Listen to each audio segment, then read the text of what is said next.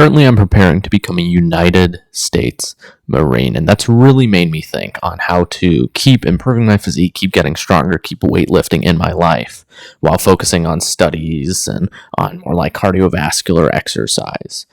The reason that I'm making this is because I know for an absolute fact there are people who are busy with school work, who have like actual businesses, who can't dedicate a ton of time towards weightlifting, but actually want to continue growing and getting better and actually build a physique that they are proud of and that they look in the mirror and they heavily respect themselves for. So this is years of knowledge compiled into this video. I'm going to be giving you a little bit of like credibility towards myself, just so you don't have to listen to anyone else. You can just listen to me and you'll make awesome results.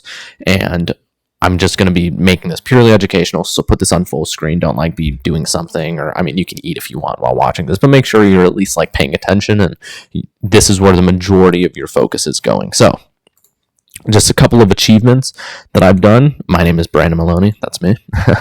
I was a national level athlete when I was just 14. I played volleyball. I've done pull-ups with 110 pounds for 5 reps. I've done dips with 110 pounds for 10 reps. I've done like 130, 140 pound dips for multiple reps. I also bench press like 1.8 times body weight now. So nearly 2 times body weight on bench press. Not nearly, but in that, like, soon. Just under. I've done weighted one arm pull-ups. It's supposed to have an E. Weighted one arm pull-ups and muscle-ups. My heaviest weighted muscle-up was a weighted muscle-up with 50 pounds. I have that written separate here. I've done 67 handstand push-ups in one workout. So that was in about an hour. And I went from 90 pounds to around 153 pounds. And during the time of taking this picture, I am at 145-ish. So I'm a little bit leaner, but also a little bit smaller as well. So this was around 90 pounds, and this was about like 143-ish. And I'm climbing back up to like 145 plus. So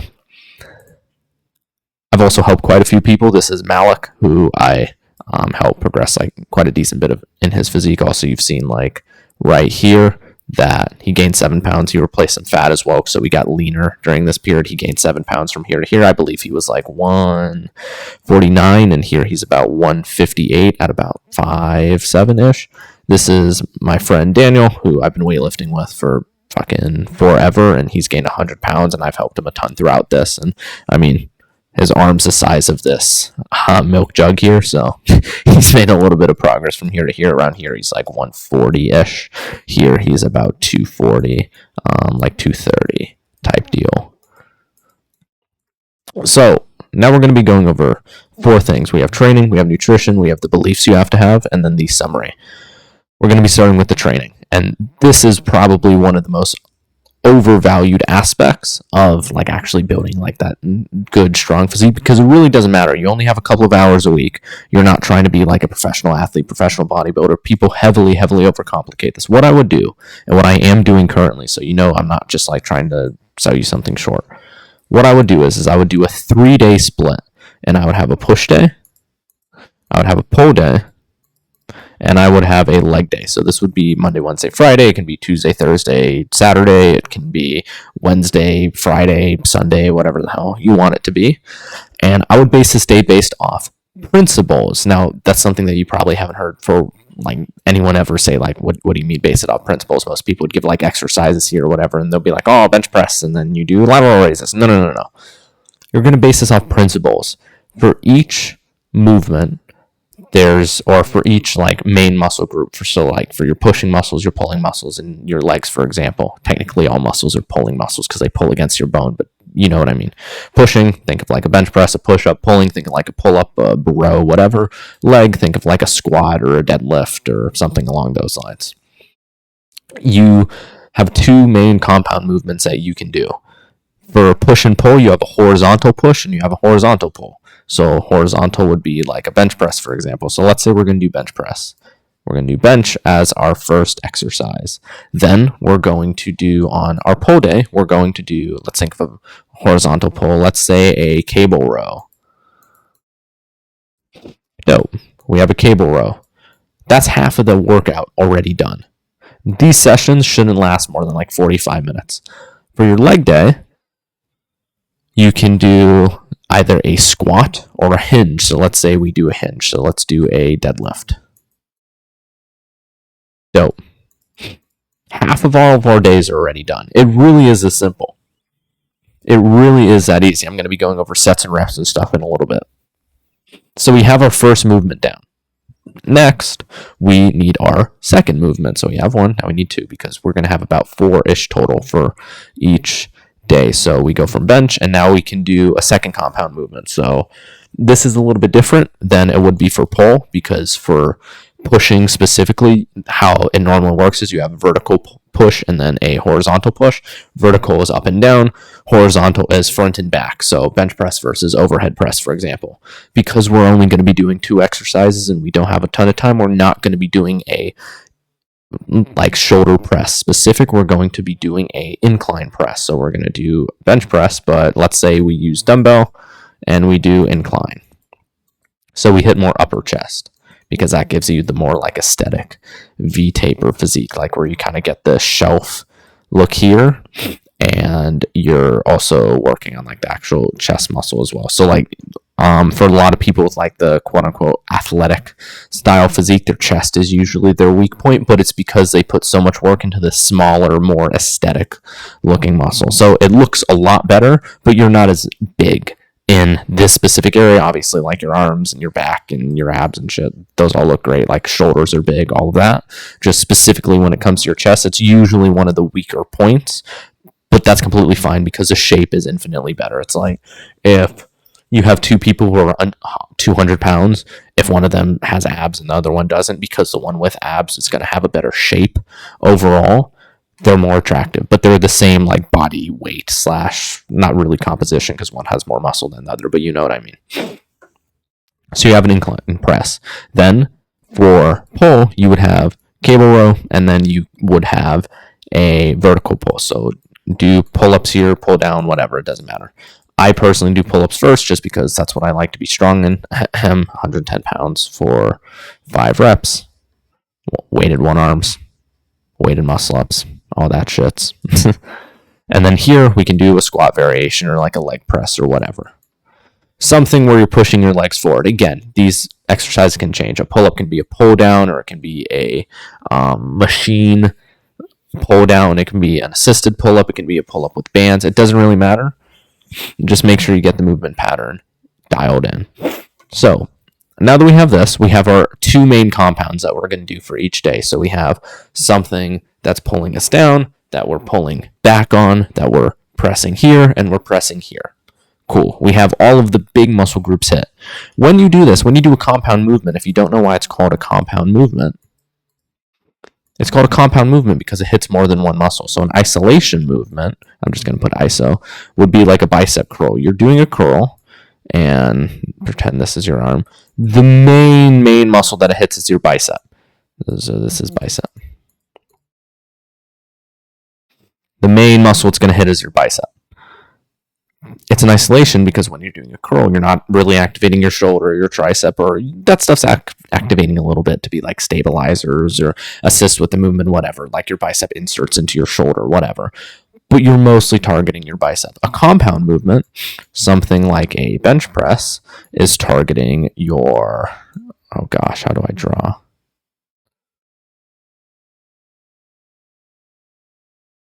This is a torso.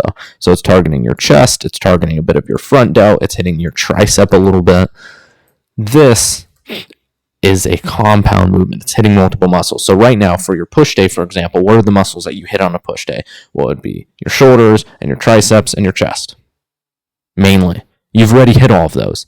Now, for the muscles that aren't as hit, we're going to add another one. So this is where we would add our isolation. So we can do a tricep movement. It can be overhead. It can be a push down. It doesn't matter. Whatever. You would add a tricep movement. And then actually before that, I would add a lateral raise variation. So something to hit the lateral delt of your shoulder, which is this muscle here, the one that pops out that gives you like a V-taper kind of looking. Holy schmacks, I'm looking good. Look at that. Look how wide this boy is. But it's this muscle right here that makes you look wide. Lateral raise, and then a tricep exercise. Dope. You can also do lateral raises on pull. It doesn't matter. This is interchangeable.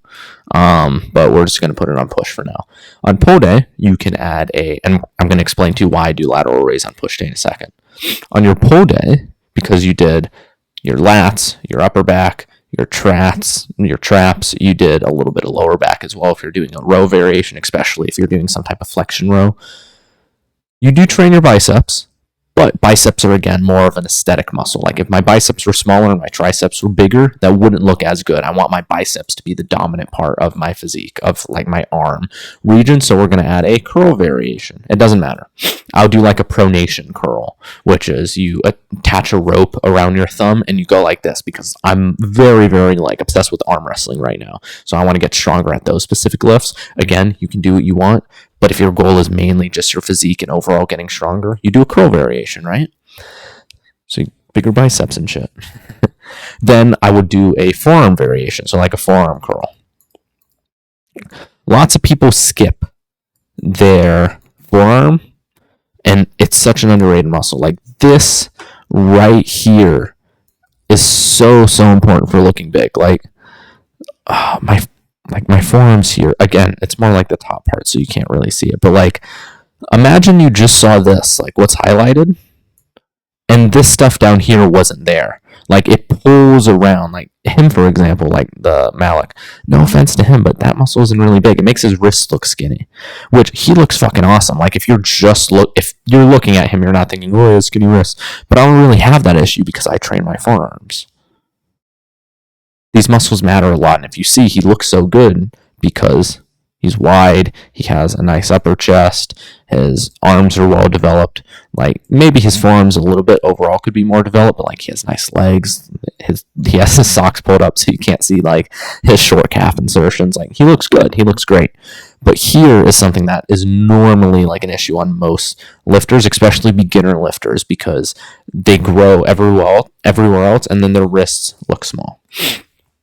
So I'd done a forearm curl here as your fourth exercise. And I'm going to be explaining rest times and all that shit a little bit later. So you have your deadlift, your squat. You can optionally add a more specific glute exercise. So deadlifts are going to hit your glutes regardless. I personally do a hamstring curl here just because my lower back can't handle deadlifting what I can deadlift. Like my back just hurts and it's bullshit. Also same with leg pressing. But you can add like a split squat here or hip thrust or whatever. So like a glute movement, it's fine. We'll say a Bulgarian split squat. That's like where you have your leg up on the bench and you kind of go like this with your front leg and you do squats. And then you can do like a calf raise. Boom, you're done. This is all you're doing. How do you actually make sure that you're progressing and you're getting stronger, whatever? What do you actually do? So for each movement, I like to do 2 sets to failure.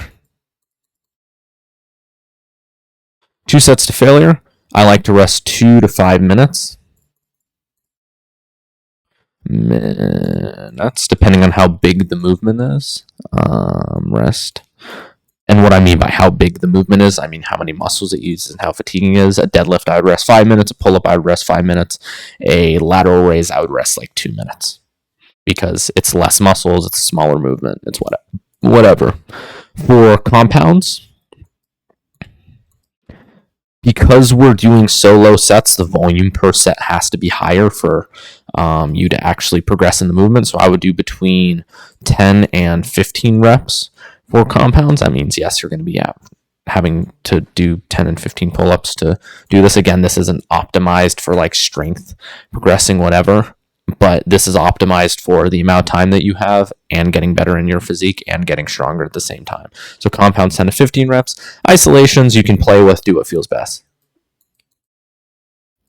So like for example, depending on what kind of curl variation I'm doing, if I'm doing like seated, lying back, whatever, I'll do sets of 20. If I'm doing like a more arm wrestling style curl where I'm supinated a little bit with an easy bar and I'm only going down halfway, I'll do sets of 5.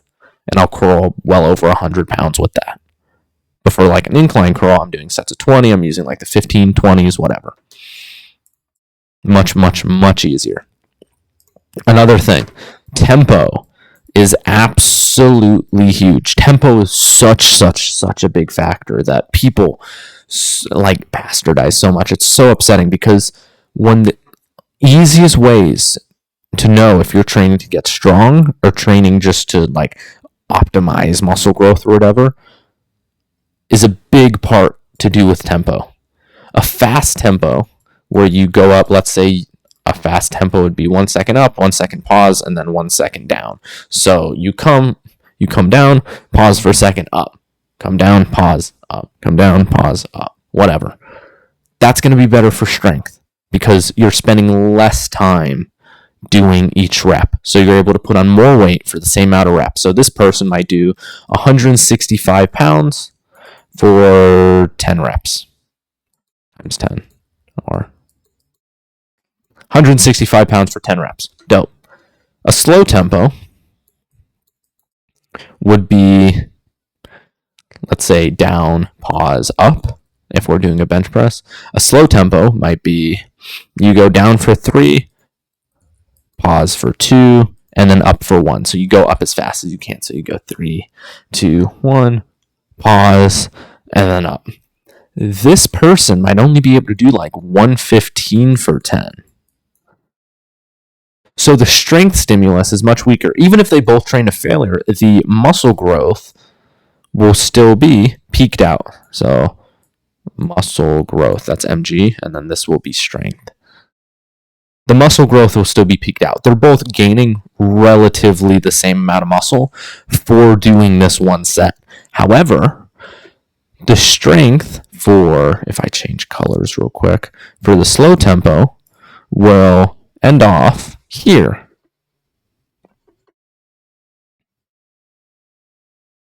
The strength for the fast tempo will be up here. They're maximizing their strength in sets of 10. So obviously, if they were to do 8 reps or 5 reps or whatever, they would get stronger because they're able to use more weight. So if they were to do sets of 5, they'll be able to do, I don't know, like 200 for sets of 5, or maybe not quite that high. So like 185 at least. So they would get a better strength stimulus. But we're talking about purely with sets of 10 and the guidelines that we gave off before. So keep that in mind. How you get stronger is higher rest times, more volume, lower intensity, and doing faster tempos. Right now, we're keeping the volume low because we don't have a ton of time and we want to also optimize for muscle growth. But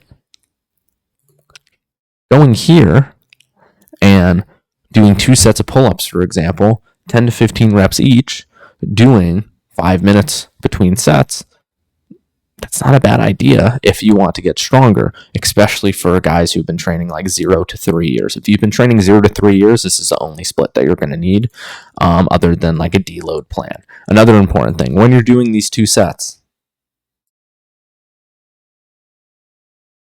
rules. Set 1 will be heavier, so it'll be 100% working weight. Let's say you use 100 pounds. Set 2 will be lighter. So it'll be lighter. Ideally, you come down at least 20 to 25%. So here you would be doing 75 pounds. If you're wondering like, oh, why 25%? That's just so you can hit your rep ranges. Let's say you get 10 here, you'll probably get between like 12 and 15 here. That's the only reason why, because you want to stay within these rep ranges, and ideally you have 2 rep ranges. So set 1 will be, and then we'll have 2 after. Set 1 will be sets of maybe 8 to 12, 10. It'll be 10 to 12, whatever. It'll be lower. And then set 2 would be like sets of either 10 to 12. So at the high end of this range would be the lower end of this range, and then it'll be like 12 to 15. So high end of this range, low end of this range.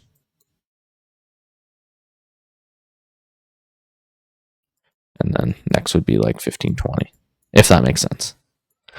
But basically, first set heavy, second set light. So that's most of the stuff with the training.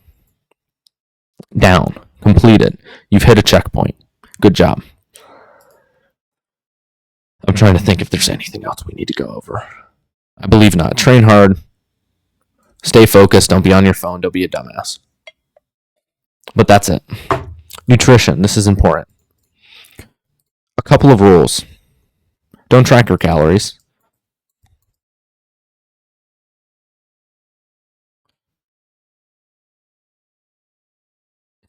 I can guarantee you, as somebody who's tried this tons of times, is somebody who has gained 90 plus, or not 90 plus pounds, 63 pounds, and probably got a little bit leaner body composition wise. I can tell you, you don't have to track calories, and you can be lean and jacked at the same time. I know people who have lost tons of weight who don't track calories. Your level of leanness up until you want to get to below like 12-11% body fat and build muscle past like 5, 6, 7 years of training, I promise you, it only has to do with one thing, and that's lifestyle. If you're eating a ton of shit food, the biggest use of your time is not going to be tracking your calories. It's not eating shit food. If you're trying to gain weight and you eat once a day, the biggest use of your time isn't going to be tracking your calories. That actually makes you eat less because it's harder for you to eat because it takes more work. The biggest use of your time is going to be eating more and finding those calorie-dense foods. So a rule that you can have, we're going to separate this into 2 columns. Lose weight, gain weight. Here, we'll make this even simpler. Lose weight, gain weight.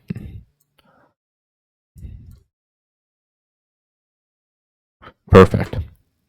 If you want to gain weight, eating calorie-dense food. You can't even read that. I'm going to ignore this example because my mouse is sticking to my desk. You want to be eating calorie-dense food. So, for example, you go to a restaurant and you know your goal is to gain weight and you really want steak. So you're going to order a steak, whatever. There's either a ribeye or a sirloin steak. Ribeye has more fat, which means it can have more calories in it if it's the same size. So 16-ounce sirloin versus 16-ounce ribeye. Get the ribeye because it's higher in fat content. It's going to have more fat, which means it has more calories. And that fat is good for you, so don't be worried about like weird fitness doctor propaganda being like, actually, your cholesterol, shut the fuck up. On the inverse, you want to lose weight, get the sirloin because it has less fat. It's more lean. If you're going out and you want to get ice cream, for example, and you really, really want ice cream, and you can have ice cream, no problem. It's one time a week. You're going out with your friends, whatever. Get the thing that's smaller. Instead of getting the extra large with all of the toppings, get the small thing with some of the toppings. Assuming that you've already been losing weight and you've already been doing what you're supposed to and you're already training hard and you're staying consistent and you're sleeping well and all that, you're allowed to do that, no issue.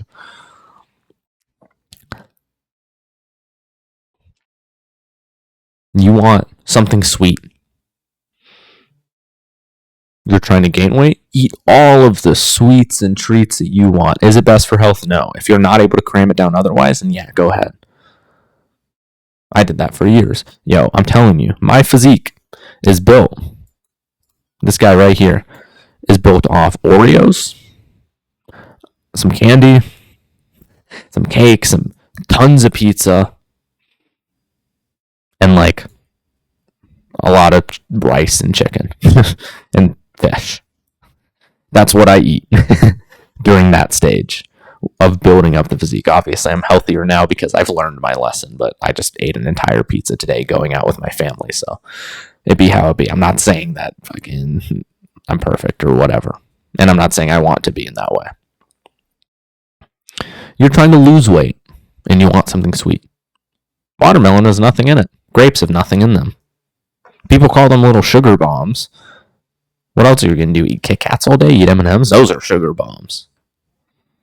So it depends. Don't track your macros. I've coached people. I've had them track their macros. I've tracked my own macros for months, weeks, for a long time at a time. I can guarantee you it is not worth the effort for the result that you get at all. Just change up your lifestyle. When it comes to nutrition, some basic principles. Before you do your workout, all you want to do is eat carbs, protein, and drink water. You don't need any fancy supplements. You don't need to overcomplicate this. There's no specific meals that you need. Just eat something with a lot of carbs, something with a lot of protein, and drink like a glass or two of water before you go. Post-workout.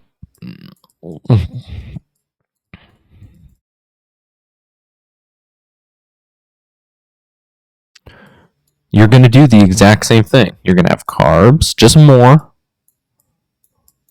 more than you did before. Protein, water, and then a little fat. That's it. Just a little bit of fat. Later in the day is when you have the rest of your meals. You eat more fatty foods, whatever. You can do that, and it's fine. That's it for nutrition. Make it a part of your lifestyle again. If you only have 2 to 3 hours, you're not going to be tracking your macros and your calories and all this other bullshit.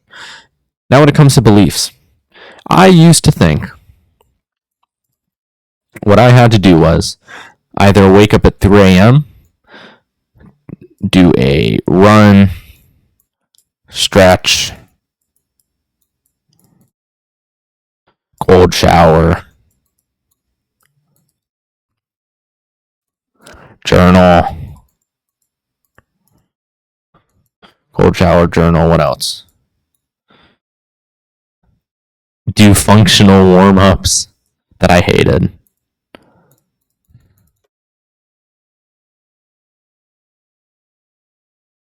That's behind my camera, I believe. Yeah, it's fine, whatever. I used to think I had to do all of this. And this was after like 4 hours sleep.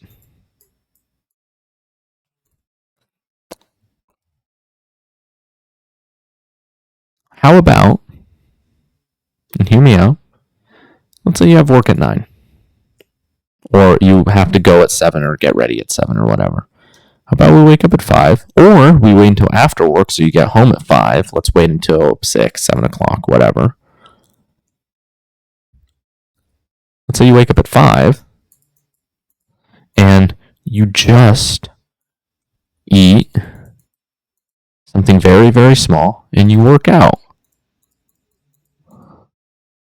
The point I'm trying to make is everybody thinks that it has to look like this. It has to be this huge discipline, like morning routine, a sharpening your mind type thing. No. Do what you like. If you don't want to wake up at 5 and instantly you got the ick, just wake up later, do it later. Only train on your off days.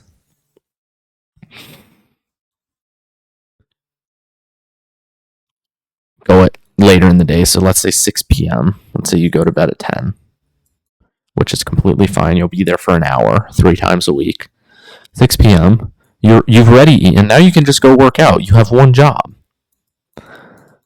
Work out and talk to people at your gym. Have fun. Make it fun. Like, the reason I put so much emphasis on the split not mattering at the beginning was because it really doesn't. The majority of my muscle has been off just doing shit that I wanted to do and having fun. Like, I hardly ever trained arms. I trained shoulders quite a bit just because I wanted them to look nice, but I didn't like put them in my routine. I never trained traps. I never trained neck. I don't know if I have a picture of my back, but my back is pretty built as well. Do I have a picture of my back in here? Yeah. I only ever did pull-ups for years. Just because I liked pull-ups. Pull-ups and arm wrestling. I never really did rows. I wasn't able to because my lower back was fucked up. Never did rows, never did deadlifts, never did whatever. I trained my forearms because I wanted to get better at arm wrestling. Look, I have a complete physique. That looks awesome. Like, I look great. And I just had fun doing it.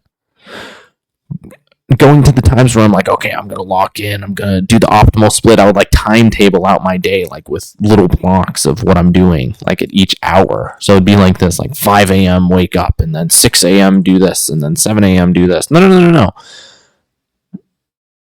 The most consistent parts of my life are when I don't have really a timetable. Sometimes I do, like it depends on what like my goal is for that period.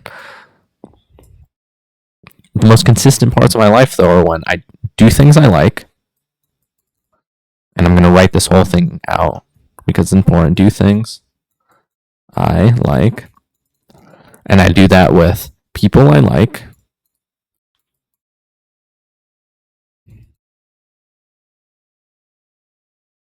for reasons I want.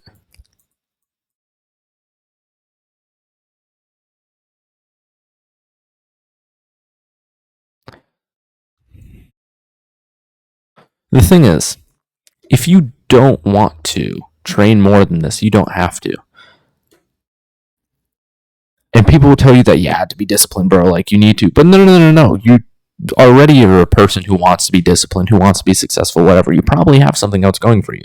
Maybe you have work or a job or whatever, something else that you're focusing on entirely,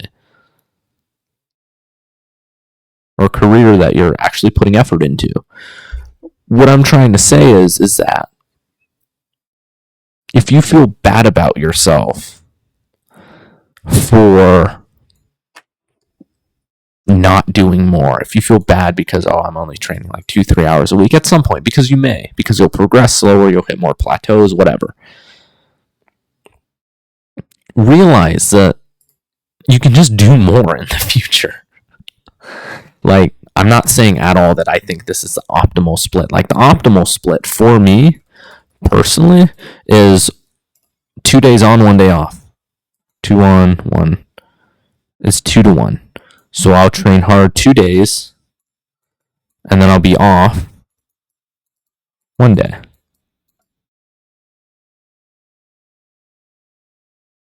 And that's it.